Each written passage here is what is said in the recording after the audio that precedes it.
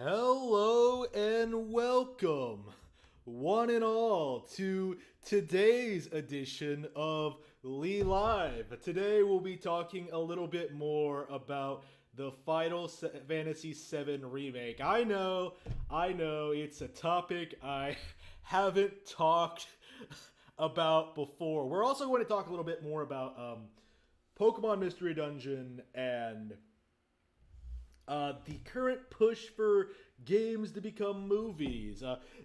Lots of interesting topics today, but Final Fantasy VII, man, there is just so much, so much about Final Fantasy VII R that annoys me.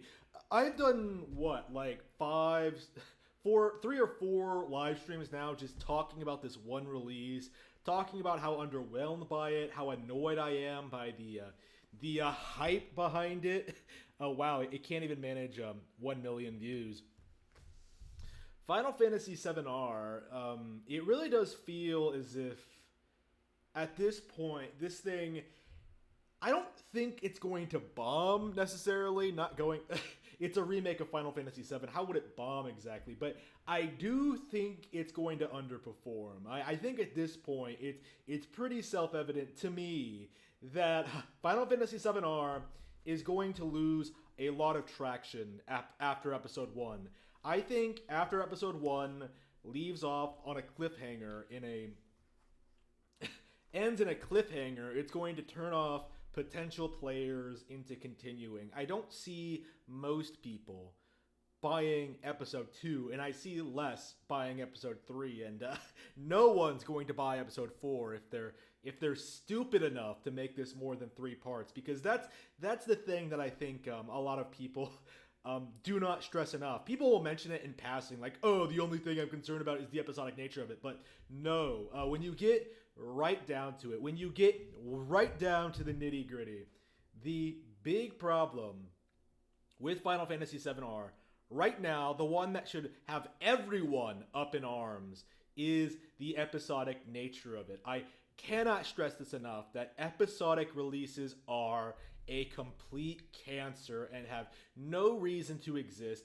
especially for this game. I dislike episodic games in general when it comes to titles like Batman Telltale, or Telltale games in general, or Life is Strange. I find a lot of the hype behind these things to be very manufactured and just shallow, right? And when it comes to Final Fantasy VII R, it feels a lot like the same. Final Fantasy VII R. Here's the issue with the whole episodic thing. Final Fantasy VII is a game that already exists. I can literally, if I really wanted to, I could literally boot up my Switch, my Nintendo Switch, my Nintendo console that Final Fantasy VII is available on. I can boot up my Nintendo Switch right now and play through Final Fantasy VII in its entirety on my Nintendo Switch. I don't need to wait for the next update. I don't need to insert different discs. I don't need to like tinker around with it. I don't need to wait. I don't need to buy DLC or buy new games. That's another thing that confuses me about this. We don't know whether Part 2 is going to be an entirely new game or a DLC of this one. Neither really makes a whole lot of sense. Are they really going to sell another $60 game of like Cloud going through Nibelheim in a Part 2? Is that what they're going to do? It just, everything about this, everything I've seen from this game, it seems to indicate that the episodic nature of it is going to ruin the pacing and the progression of the story. And a lot of fanboys, including Maximilian Dude, Super Eye Patch Wolf, Alex from the Angry Joe Show, a lot of fanboys, right? A lot of fanboys. Who else is on this list here? Yeah, Max is probably the big one. Random Gamer Girl. Let's see. Yeah, all these people. People are completely overlooking a very, very critical part of the Final Fantasy VII remake. these people do not care. They don't seem to care that Square removed the turn-based combat, and that in and of itself should disqualify them from really commenting on anything. There should be a lot more outrage concerning the combat change in this game, because the action RPG aspect of the recent Final Fantasy games, 15 and this, and to a lesser extent, I suppose, Final Fantasy 12, have been a complete disaster. There is moving away from turn-based has been a complete travesty, to every Final Fantasy game. Like, it simply doesn't work, and people are so up their own ass about how, oh, you can't, turn-based doesn't appeal to normies. I don't like turn-based. I like having more control over my characters. I like it being more of an action game. No. If you feel that way, you were never a fan of Final Fantasy VII. You were never going to play the game. You were never going to experience this story, these characters, this music. You were never a fan of Final Fantasy VII.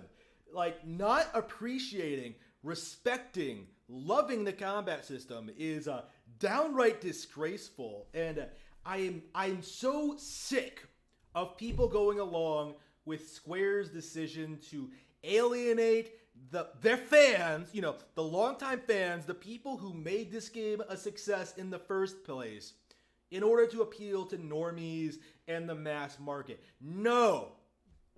It should have been turn-based. It should have been out a long time ago. It should have been released in a complete package. There is no justifying Final Fantasy VII R in its current state. And I think most actual fans, the very few people who actually appreciate Final Fantasy VII for what it actually is, rather than what it's hyped up to be, I think those people are angry. I think those people aren't happy. But Final Fantasy VII is kind of an interesting subject. I think it's an interesting turning point for video games as a whole, alongside RE4, I would suppose, because this is the game, I think, that sort of standardized how the propaganda against Nintendo and Nintendo consoles works, how PlayStation titles are promoted and marketed, how graphics and story and setting, being cinematic, matters more than actual gameplay.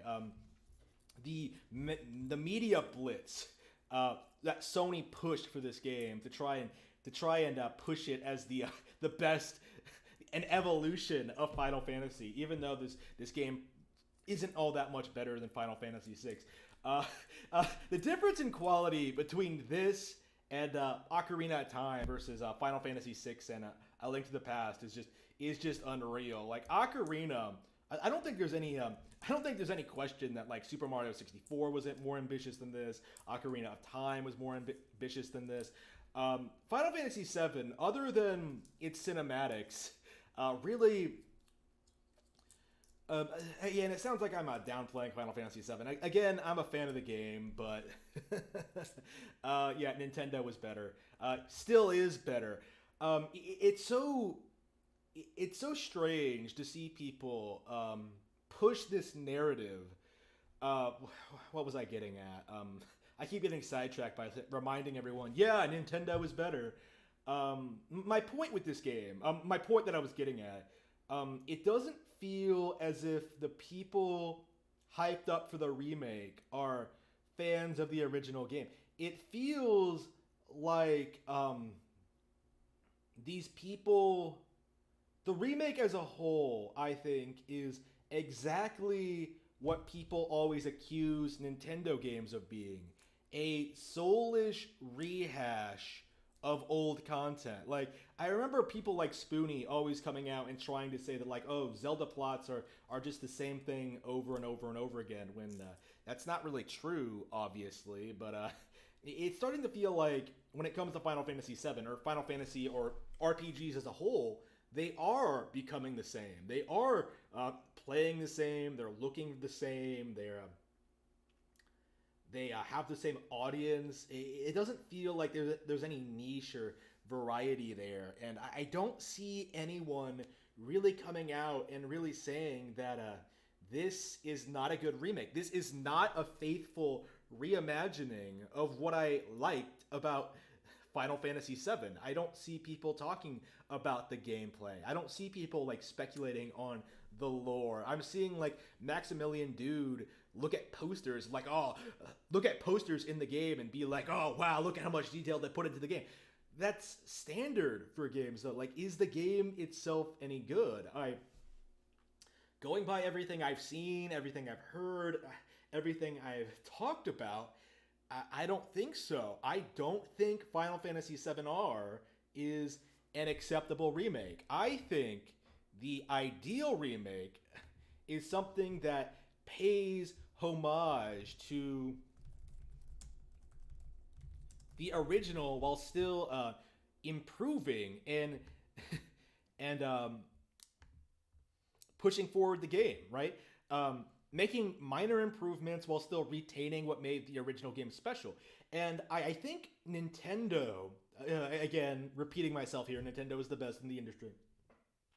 Nintendo handles this fabulously, from games like Mario and Luigi to Link's Awakening to the just a couple of days ago released Pokemon Mystery Dungeon DX. It feels like Nintendo really understands how to take an old game and make it appealing to a modern audience. Like Link's Awakening sold 4 million units in a couple of months. It's not even a year old yet, but it has sold over 4 million units. A Game Boy game sold 4 million units. It outsold Doom 2016. This thing was that popular, and they didn't need to make it 3D. They didn't need to make it look like Breath of the Wild. They didn't need to do any of this stuff. They just made some minor, honestly, very noticeable improvements. They added the grab button. They added more item buttons. They did all this stuff that made playing the original, well, all the stuff that hardcore fans like myself would nitpick about the original. This is one of my all-time favorite games, and there were still aspects of it that was like, yeah, it could have been a little bit better, but they nailed it with this remake. And but they didn't alienate. They didn't prevent the game from being what it was originally, and that's what I see from Final Fantasy VII. I don't see it having the same spirit. I don't see it having the same gameplay. I don't see it having the same appeal. I don't see it being good to begin with. Oh wait, let's see. I guess we could just play this. I don't see. I don't think Final Fantasy VII can really be measured up with, Pokemon Mystery Dungeon Deluxe, Link's Awakening Switch for Nintendo Switch. I don't think that's it's not Link's Awakening Deluxe, is it? I don't think it is.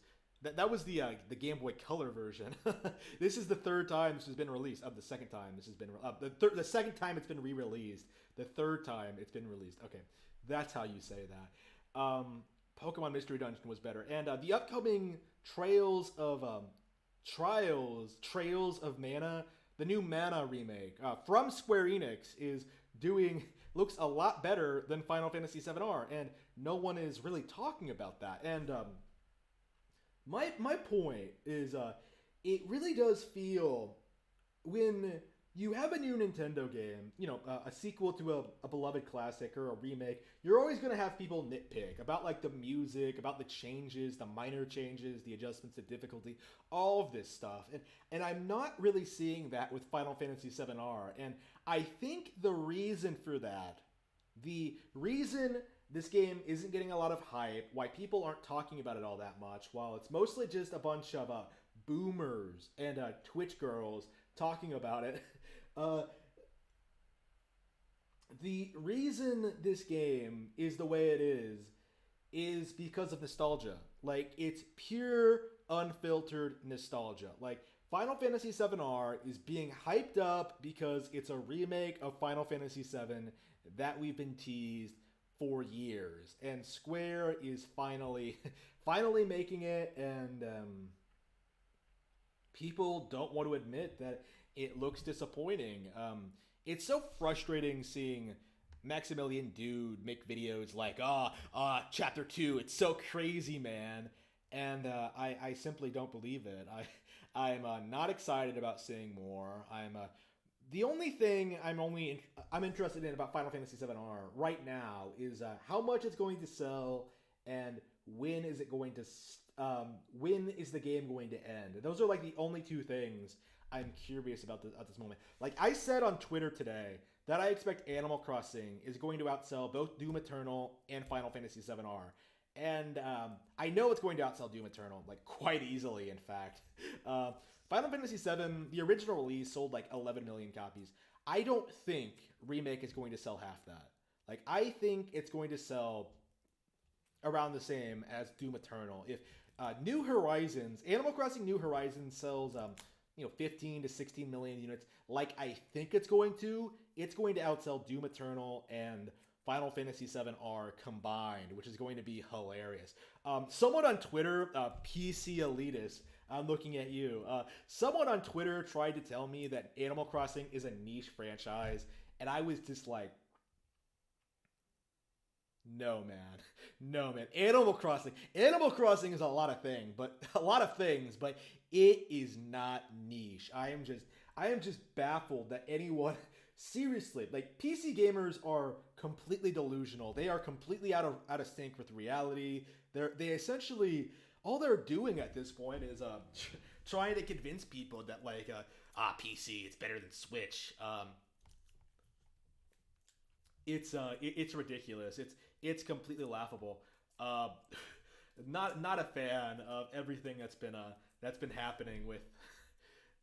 Fine. The things I've been told, man, or the things I've looked at, the weird material. Animal Crossing New Horizons comes out in 11 days, and I will be available that weekend. I will be taking time off and like playing through the game. I'm not sure if I'll stream it. I think what I'll do is that I'll play through the game for a couple of hours, set up my island, get everything ready, and then show it off on stream. Like, I probably will show it off on stream. I won't, like, be playing the entire thing on stream because that's stupid. But I will be, what should my stream name, what should my town name be? I still have not decided. I'm thinking I might name it after the island in one of my novels, unpublished novels, American Ninja. I'm not sure. I'm not sure if I should or not because it's kind of a familiar sounding name. A name you've heard before. I'm trying to think of something else I would want to use. I don't know. Something from a classic book. I imagine. I'm gonna have to think about what I want from my Animal Crossing island. I have no idea, man. Everything I've been into lately is like not very Animal Crossing-ish. I've mostly been playing like all these old games. Getting caught up on my Switch library. I'm not obsessed with anything right now. I can't think of anything I want to name my Animal Crossing New Horizons town after. I don't. I guess I could name it after Amorous You, the vampire protagonist in Cruel and Beautiful, but we'll see. I mean, in the past, I named my city folk town after Belmont, Simon Belmont, the Belmont family clan, I should say, from Castlevania. And then my New Leaf town was named after my waifu in Fire Emblem Awakening, Anna. I called it Analia. So it's probably going to be another brief burst of inspiration. I have no idea. I have no idea what my I have no idea what my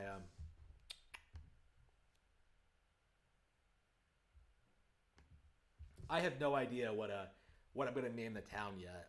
I am very much looking forward to it, though. I have a lot of things are coming out in March.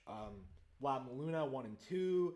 I think those are out already, but they're releasing in a collection, and I'm getting those. I've heard they're really good Metroidvanias. Animal Crossing, like I said, and Samurai Showdown. Samurai Showdown has been out for a while now, but for some reason my physical copy isn't coming out till April 7th. I have no idea. And like Trials of Mana is coming out in April. A lot of stuff to come out. Oh yeah, and my copy of Berserk Volume 4 is on the way right now. And let me let me say this right now.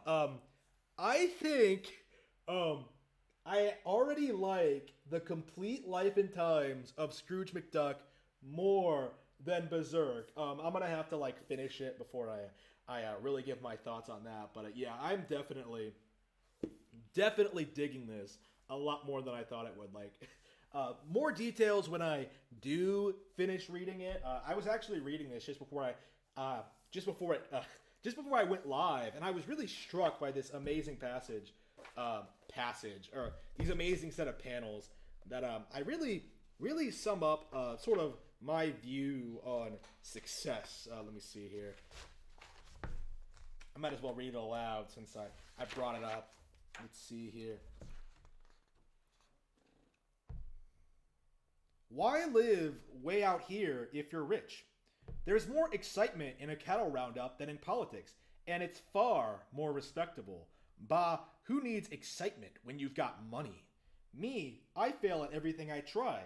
Pirates sank my riverboat. Rustlers ruined my cowboy career. Why couldn't I have been born rich like you? Being born wealthy is no accomplishment. That's why I became a cowboy, to find the life I missed by not being born poor like you. Huh? To make yourself rich through the glory of hard work, with the beat of a hearty life in your veins and a joy of living. By Godfrey, that's an accomplishment. Besides, someone without a taste for adventure would never try jumping a dinosaur. Now, what are you going to do about mere rustlers? So yeah, that segment made me absolutely adore this comic. Is it considered a comic or a graphic novel? I think it is a graphic novel. Can be considered a graphic novel, but I find myself relating a lot to Scrooge. I'm not sure how much I've talked about this before, but the goal is indeed to become very, very successful. Now, I'm already successful, right? Like I'm already living on my own and have all this stuff, but there's a difference between being successful and being very successful, and it takes a lot of hard work and diligence to get there and to accomplish your tasks. And it's not all about the destination. It's not about being rich for the sake of being rich. It's about the value of hard work and appreciating what you are working towards, and loving what you're doing. And that's something I find very, very, very relatable. And I think it's why I'm thinking I might like this comic way, way, way more than Berserk, because Berserk is just for the most part kind of try-hardish and doesn't necessarily nail the same notes. There are like certain exceptions to that. I'll be talking about that when I go through Volume 4 personally. But I really, really love that comic, and I think it's I am completely in love with it. And but I'm still looking forward to Berserk. Don't get me wrong, but I've said this before, but I do think Berserk fans rather similarly to perhaps Lord of the Rings fans. Well, maybe that's going a bit too far. Similar to fans of certain other things, they tend to exaggerate how good Berserk actually is. Like, I don't like people saying that Berserk is one of the best stories ever written, because it's clearly not. Anyone could tell you that, I think. But I mean, that doesn't mean you can't enjoy it or you shouldn't enjoy it. Like it's just be reasonable about it. And I don't really think it really will people be reading and talking about Berserk thousands of years from now? I don't think so. That's my take on it. Unless it's like known forevermore as that manga that never finished. Just like there are a lot of mangas like that, I'm told.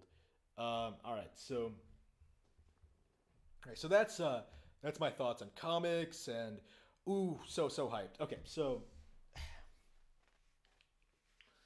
um right now I am shocked. I am downright shocked at how much I am enjoying Pokemon Mystery Dungeon Rescue Team DX. I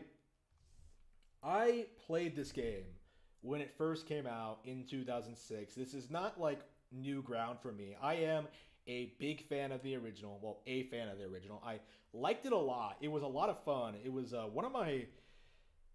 probably one of the hardest DS games I owned. I don't remember struggling with any DS game more than I did with Pokemon Mystery Dungeon because it's Pokemon Mystery Dungeon. You have to like balance all this resource management. You have to like go up against overwhelming odds. It's like completely randomized. Half the time when you win, it feels like you just lucked out.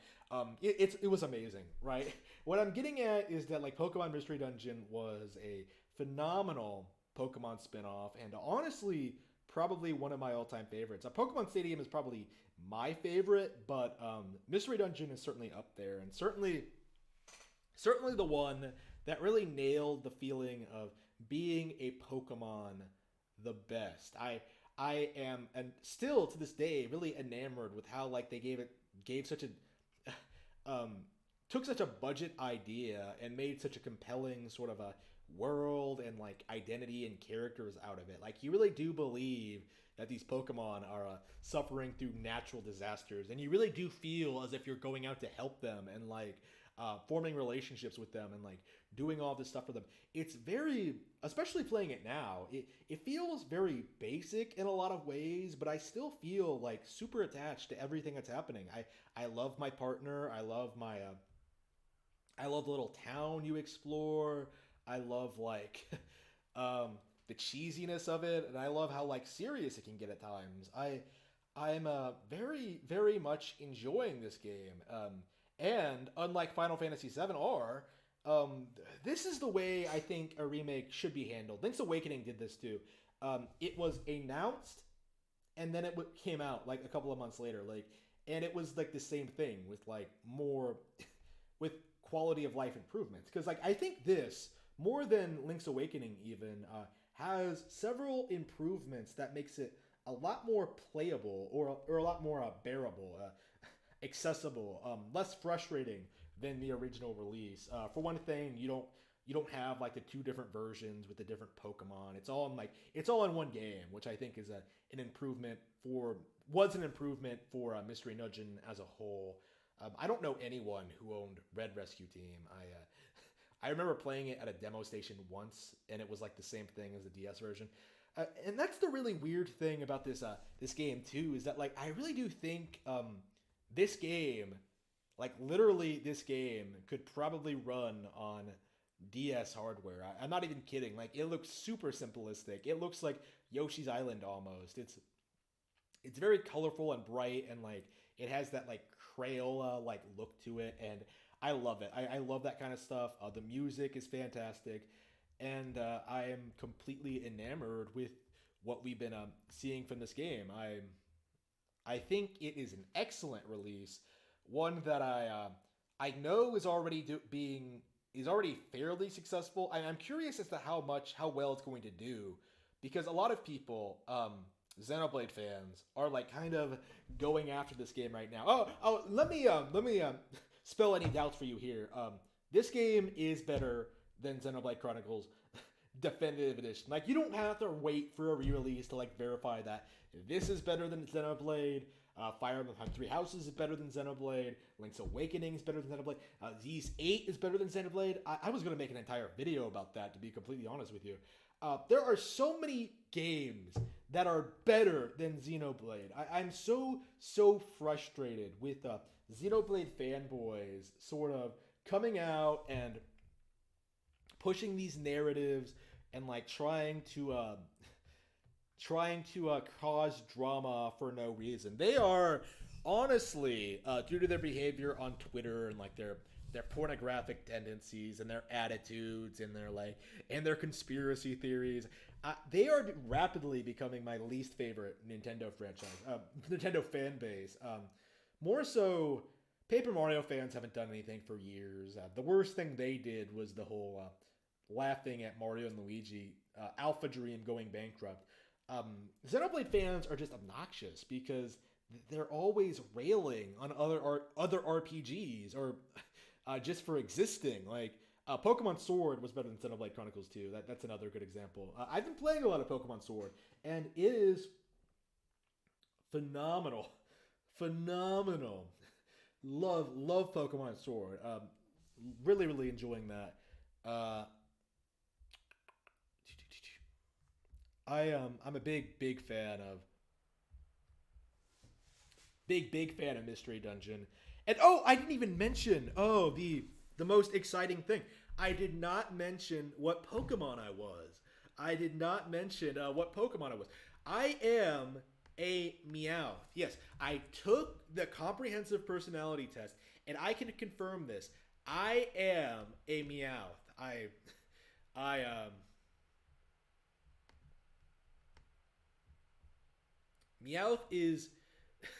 Meowth is my Pokemon, apparently.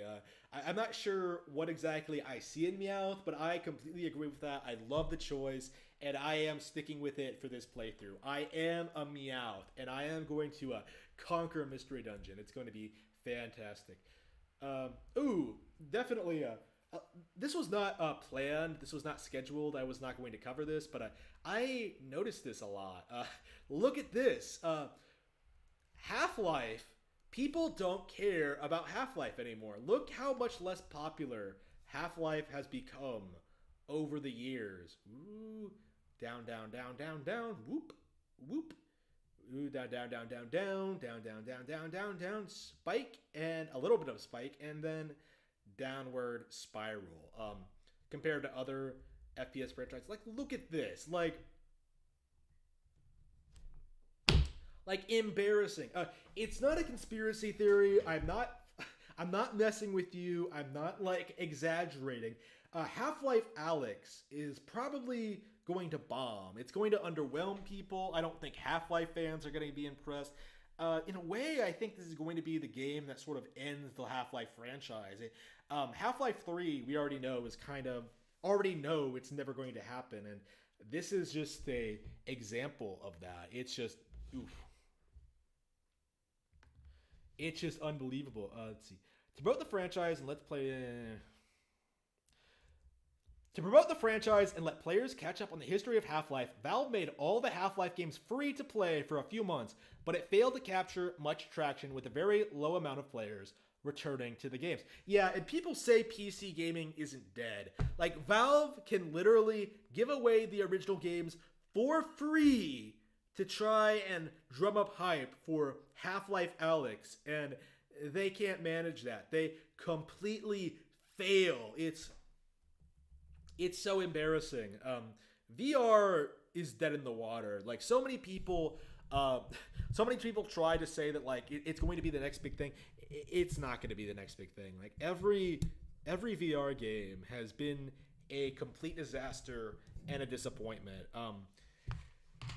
Astrobot kind of had that Sony marketing push behind it, and some people on NeoGAF will declare it, one of the best games of the decade, but it really didn't do anything for them. It didn't do anything for PlayStation VR. It didn't do anything to push VR forward in general, and nobody cares about it. It really goes to show you the corruption in the industry, where a bunch of people are still trying to downplay the success of Nintendo, the Switch, Breath of the Wild, Splatoon, Luigi's Mansion, as an IP, Astral Chain. That the list goes on and on. All these great Nintendo things, right? While propping up shit like Overwatch, VR headsets, PC gaming as a whole. It's becoming a complete disaster, a complete clusterfuck. It is downright insane how out of touch the gaming media is with the public, because they're not covering games that people like. They're covering the games that PlayStation is paying them to cover. Like we talked about with Final Fantasy VII-R. It's nothing but marketing hype. There's no real substance behind it. It's why Animal Crossing New Horizons is going to outsell Final Fantasy VII-R and Doom Eternal possibly combined, because more people like Animal Crossing, like Pokemon, like Zelda, like Mario Odyssey, like Mario Kart 8. Mario Kart 8 has like sold what, like 23 million units? Like, I think it has. I think Mario Kart 8 as a whole has outsold RDR2, which is like kind of insane if you think about it. But wow. We need to put an end to this console war. We need to end the PS5 and the Xbox One too. It's just, it's just insane how terrible these platforms actually are. About time. Yep. People are angry. It really does feel like, look, Half-Life 2 came out in 2004 or something like that. Right? And then like the episodes came out like periodically after that. Like 15 years ago, the average PC gamer was probably like what, in their 30s.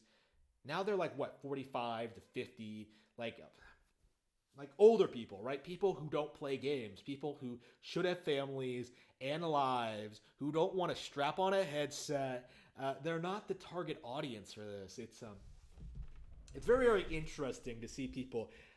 What's happened in the past couple of years with the Switch and Nintendo as a whole, I think, in that what's happened is that the people who were trained to hate Nintendo in the 90s by being told that it was childish and not mature enough, those people have children now. Those people have families now. And suddenly Nintendo is appealing again. And sometimes there are things on Nintendo that they enjoy. And they're not actively quoting Sega commercials anymore or being force-fed propaganda. It's sort of, the pendulum is essentially swinging back, I think, in that Nintendo is becoming cool again, or has become cool again, and PlayStation really doesn't know how to deal with that. They were never able to take out the Nintendo handheld division, and now they're supposed to like just deal with the Switch.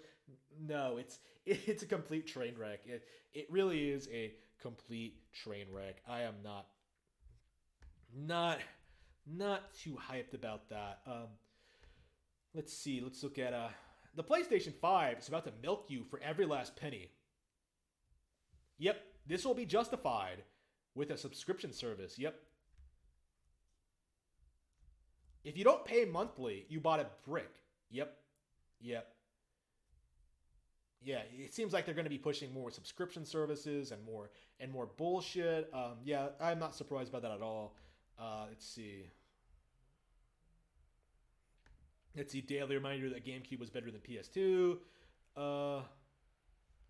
Yes. Okay. So one last thing that I wanted to bring up is the sort of Castlevania. I guess we could bring up Castlevania gameplay. Let me know if the sound is fixed, because I noticed in the Bayonetta review, like I muted it and somehow the Castlevania gameplay, somehow like the sound was like just as high as my voice. I lowered it again, so let's see if this is better. All right. So Castlevania and Sonic the Hedgehog, which is an inferior franchise. Castlevania has had far better games than Sonic ever has or ever will. Castlevania has recently been adapted into a Netflix series. And this Netflix series is something I've been actively avoiding since it came out, because I sort of saw through a lot of the bullshit and a lot of the nonsense very, very early on. The way I saw through Castlevania Netflix, as I'll refer to it from now on, Netflixvania, Castlevania Netflix is fine. The reason I saw through it, like very, very early on, I realized almost immediately that the people watching the show did not know anything about the games, and that was very very clear by how they discussed the characters, the lore, the setting, and some of the ideas, ridiculous ideas that were clearly very present in the series from day one. Ones that clashed with like the core themes and ideas of Castlevania. Like this was very very evident, like very very early on, right? With all the weird changes they made, all the weird characterizations, all the weird like lines of dialogue, um, all their lack of respect, I think, for the source material shown through even then. But I think season three is where normies, people who maybe, uh, to be fair, no one really cares about Castlevania lore other than me. That's kind of a joke. That's kind of one of my jokes is that like, well, nobody cares about Castlevania lore, which is why this took so long for people to figure out. But with season three, and Alucard being in like a threesome with vampires and like getting penetrated in the ass or some shit like that. Alucard, right? That sequence, what happened there, has nothing to do with Castlevania. Like you cannot justify that scene existing to me because that does not that does not suit Castlevania. Like that is not what I want to tune in for when it comes to a Castlevania series, right? And a lot of people have been in full damage control lately regarding this series. A lot of people are being defensive of it. Funny how hashtag fuck Konami doesn't seem to apply when Netflix is involved, but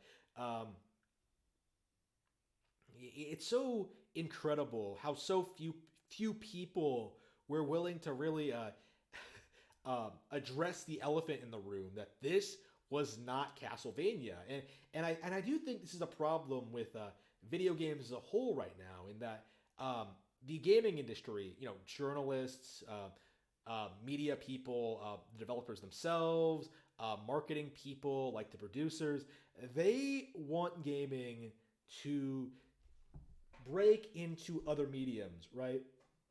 Wait, why isn't he grabbing the orb? Okay. They want games to be adapted into comics, into TV shows, into movies, and into Netflix adaptions, right? And we're seeing that happen more and more. And I think people, over the past couple of years, people have been pushing this narrative that, oh, they're getting better. Like Sonic the Hedgehog. Oh, is this the best video game movie ever made? It probably isn't, but whatever. Uh, um, Castlevania, I think, sort of hit the same thing, where like it was an existing video game brand that was getting adapted into a Netflix series, and people were hyping it up because they want video games to be movies. Essentially, they want them to be about the story and the characters. Like, fuck. This is another thing that got me about Castlevania Netflix. Nobody seriously asked for a new Castlevania game. In the entire time that Castlevania Netflix has been running, I have not heard a single fan of the show come out and say that, like, yeah, we need a new Castlevania game. No one is saying that because these people don't play video games. And it's so obvious with shit like The Last of Us and this and maybe even Sonic to a certain extent. Like, why aren't more people like talking about the questionable decisions, the errors, the problems with the storyline? It's just, it's because they're not fans of the game, and when you look at it from that perspective, it's not a very good adaptation because it's not getting you interested in the games. It's not getting you interested in the franchise. It's not getting you interested in the series or like what's going on, or like it's not really selling the game to you or like really building on the game in like any meaningful way. It's just awkward and doesn't make a whole lot of sense. And Castlevania, I think Castlevania Netflix is getting worse and worse about that. I'm only just waiting for the segment where people will actually where someone will like build a wall, and then a monster just breaks through the wall, and then oh, I guess walls don't work in keeping invaders out. I'm expecting something like that. It's Netflix. It's not outside the realm of possibility. That's I've seen plenty of stupid shit from this show already. I haven't even watched an episode of it, but like I've already heard people like describe it and like just Netflix viewers, TV show watchers in particular, they have low standards, man. I talk about gamers having low standards with their storytelling. TV shows aren't much better. Uh, movies can be good, and I think people do love and appreciate the great movies, but I haven't seen any really, really good TV shows. Like people always talk about Game of Thrones and stuff like that. Game of Thrones is shit. As season 8, as anyone who's seen season 8 will tell you, I haven't seen an episode, any episode of Game of Thrones, but I read the books and I know it's shit. So, what can you do about that, huh? Oof. So yeah, Castlevania. It's Netflix. People need to be more excited about the games. They need to stop like really people need to stop giving adaptions the benefit of the doubt simply for existing.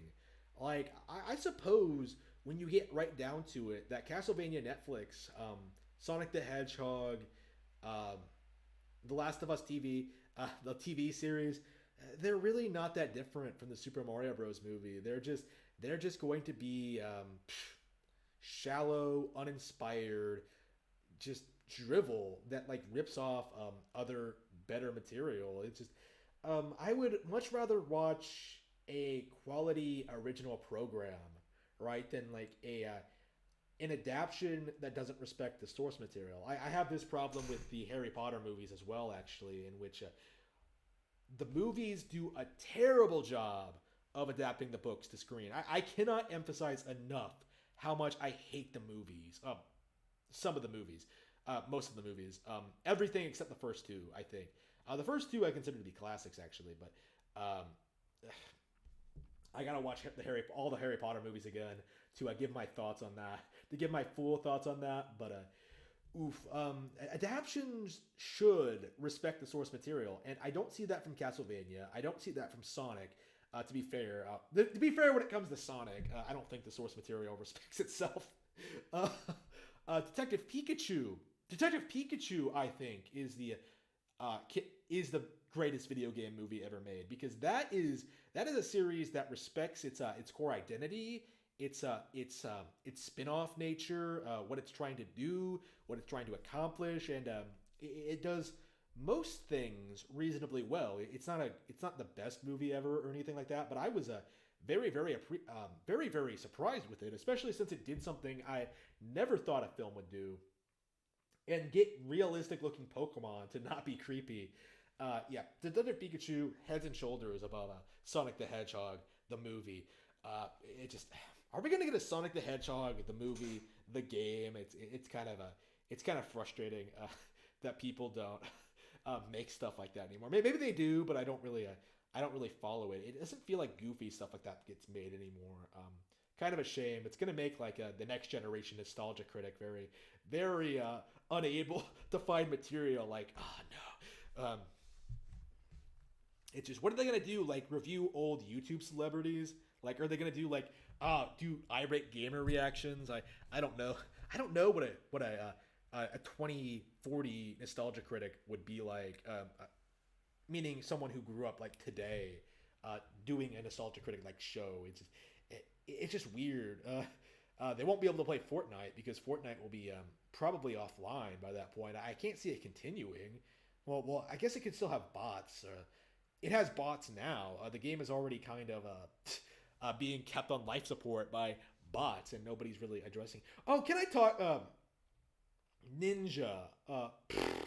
I actually saw a video of a ninja screaming at a kid, and it was, "This is Fortnite. This is Ninja. This is the biggest streamer in the world." Video game streaming is a complete joke. I know I'm streaming someone else playing Castlevania while I talk about this, but video game streaming as a whole is a complete joke. Like everyone always like dicks around, like talks about like, oh, Ninja, he's so successful. Look how much money he has. He's yelling at children on the internet. How is that respectable? It goes back to what I said about like the Scrooge McDuck thing. Like it's not about being successful. It's about like being happy with what you're doing and like really having adventure and having the time of your life and doing like the stuff you enjoy doing. Um, Ninja, I can guarantee you this. Like in spite of all the money, in spite of everything he does, the popularity he has, he's not happy with his life. I guarantee you once his fame dries up, which is very, very much inevitable, once his fame dries up and his wife leaves him, divorces him, takes half his stuff, he's unable to pay for things, and he's unable to get more money. Like once his streaming career is over, that's it. Like he's not coming back. Um, Once that happens, oof, oof, and it just it's gonna look bad, man. We already see this happening with other e-celebs, and it'll be very, very interesting to see it happen to Ninja. I'm super excited to see it happen, actually. How big of a disaster it's going to be. That YouTube bubble is not going to last forever, you know, and definitely, definitely. Oof. All right, so I think that's everything I wanted to talk about. Yeah, so that's Castlevania. That's my thoughts on the show. Yep, it's about 50 minutes in. Yep. I am ready to sign off. So thank you for tuning in, everyone. I will be seeing you all shortly. More material, more stuff to talk about.